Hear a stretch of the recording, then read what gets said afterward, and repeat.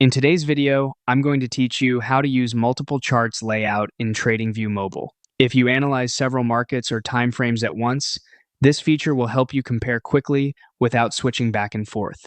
Before we begin, make sure your TradingView app is updated so you see the latest options and be signed in so your preferences save. Start by opening the TradingView app on your phone or tablet. From the main screen, look along the bottom navigation bar and tap Charts. This takes you to your primary charting area, which is where multiple layouts live. Next, look for the three dots at the bottom of the chart screen. This is the More menu. Tap it, then choose Layout Setup. This panel is where you control how many charts appear on your screen at the same time. You'll see a list of layout options, ranging from a single chart to split views like 2 side by side or a grid of 4. Some layouts are available to all users, while others are marked for paid plans.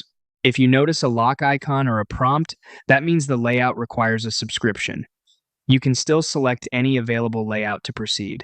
On smaller phones, 2 charts side by side usually provide the best balance of space and readability. If you're on a tablet or you rotate your phone to landscape, the 4-chart grid can work well for broader comparisons.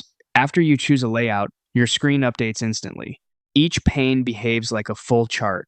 You can change symbols, time frames, and chart types in each one independently, and indicators you add in a pane stay with that pane.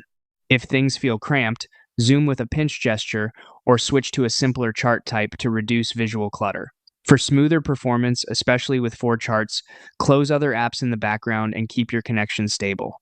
If you want to change the layout later, open the 3 dots again and return to Layout Setup. That's all there is to it: fast, clear, and flexible charting on mobile.